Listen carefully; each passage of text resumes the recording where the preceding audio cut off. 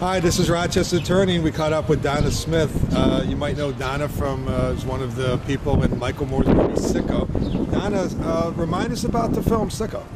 SiCKO is a story about the broken U.S. healthcare system. It's a documentary Michael Moore put out in 2007. There's about 12 different American families and individuals featured in the film, telling their stories of what's happened to them in the broken healthcare system. And then Michael told our stories and then chronicled some of the other systems and how healthcare is being provided to citizens in other industrialized nations of the world. And he also took 8 of us to Cuba for healthcare at the close of the film. Excellent. What brings you to Rochester today? I came as a part of the tour, the Healthcare Roadshow with the National Nurses Organizing Committee and the California Nurses Association, where the nurses are grading the candidates on their healthcare stance.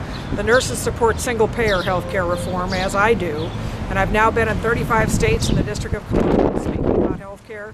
Fortunately for me, this is the second time I've been in Rochester in recent months, and I love the energy the New York State is showing for single payer. I often share that, the reason that my husband and I were in Michael Moore's film is not because our situation was so unique. It was because we were not unique. Working Americans, middle class people who carried health insurance. I also bought Aflac disability insurance and carried a healthcare savings account. So we weren't people who were not keeping ourselves what we thought was protected. And as so long as we were well, we could deal with little increases in premiums and co-pays being higher. But then when we suffered illness, it was impossible, very difficult for us to hang on. And ultimately we didn't. We lost our home. We ended up finally declaring bankruptcy, which any middle-class person knows is one of the most horrible things we would ever see happen to ourselves. That's not what we're trained to do. We're trained to pay our bills and meet our responsibilities and do what's right as family people. So it was a very painful process for us, and what I'm out here to tell people is that publicly funded, privately delivered health care, single payer is the way we have to fix this broken system so that no more Americans like Larry and I suffer. Thank you.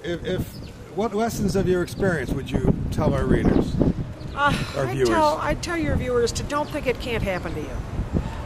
Don't be complacent and think that none of this will ever transpire in your lives just because you have health insurance or because your situation doesn't appear to be critical at this point.